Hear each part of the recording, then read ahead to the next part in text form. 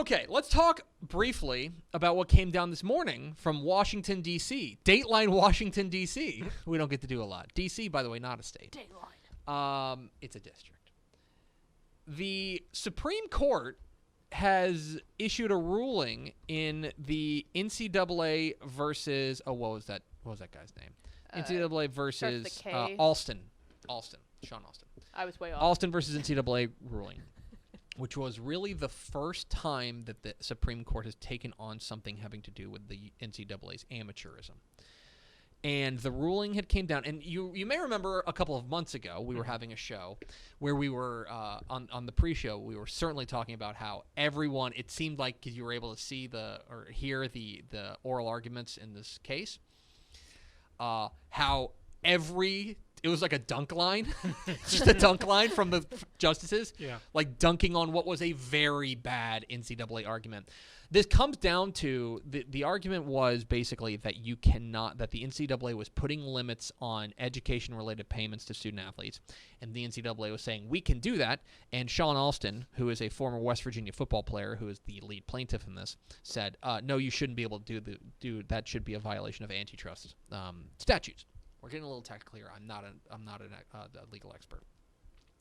But fundamentally, the NCAA was saying we should be able to do this. He was saying we shouldn't.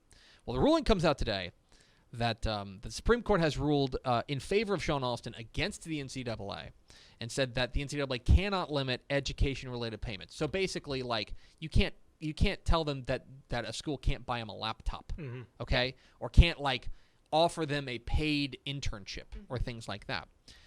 That is interesting in its own right because it's the first time the NCAA has taken on an amateurism case, and they have ruled against the NCAA. There are two things that are notable here. One, the ruling was unanimous. Ish, you're a legal scholar. Sure. Tell me about the makeup of the court right now. It's pretty polarizing and divided. I believe right now it's like you could call 5 of them are definitely conservative. Yes. 3 of them are definitely liberal. Yeah. And then there's like John Roberts, who's like kind of in the middle. Right. I think he likes to be the decider sometimes. Exactly right. He really holds the key at that point. Right. it's a very divided court. Right. Okay. Very divided. You go look through Supreme Court rulings in the past couple of years, and it has been 5-3, 5-3, 5-4, 6-3, 5-4, 6-3. This was 9-0. Like, I made the joke on Twitter, but you could have puppies versus paper cuts, and people would be like, "Oh, I think it's gonna be 6-3." You know what I mean? Like, everyone hates the NCAA's argument here. The other thing about this, and it was kind of crazy because I don't know, not to get too far into it, but basically there's a certain level of worker unionization and things that go into this, which generally tend to be more liberal ideas. And so whenever you had Clarence Thomas and Brett Kavanaugh, who are very conservative, going up there and being like, this is dumb, what are you doing? That means you know that you screwed up. Yep. And of note in this, and this is what I want you to pay attention to, the short-term version of this is that, okay, there's not a whole lot that's going to be changed. There's going to be a little bit more compensation. NIL is going to be a lot more impactful in the short term than this will be. But the door is not just cracked open. The NCAA has basically, they done screwed up by letting this go in front of the Supreme Court. Because now they have signaled the Supreme Court in something written. It was I believe what do they call it? Not a dissent. It's a opinion. An opinion written by Brett Kavanaugh. Again, very conservative. Brett Kavanaugh, he basically said, if you bring us a case that we can kill amateurism, we've teed this up for you. We'll do it. Yeah. The NCAA have screwed up. That's kind of from smart legal people, that's what I'm reading, is that this was a lower level case that the NCAA lost, and they should have let sleeping dogs lie.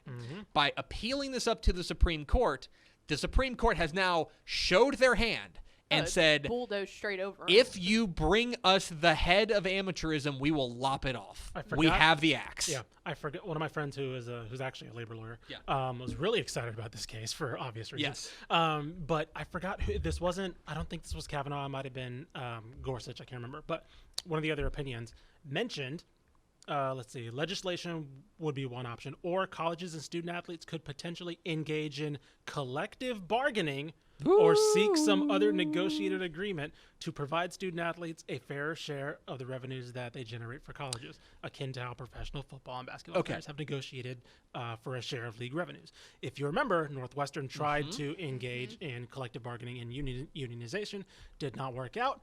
This is basically the court saying, want to give it another go. Yeah, this was try that again? This was a very narrow, and the way I mean, again, I'm not a legal scholar, but the way that the Supreme Court tends to, they answer the question that you ask them. Right. Yes. Okay. Exactly. They're not saying pay student athletes. You're able to do that. Yes. What they're saying is, hey, on this question, we've answered this. Yes, on this question, amateurism is shaky. Yes. Well, that's what they've ruled, is basically that the NCAA's idea of amateurism is on shaky ground. So therefore, with that precedent, if we get another situation, if you give us a bigger question.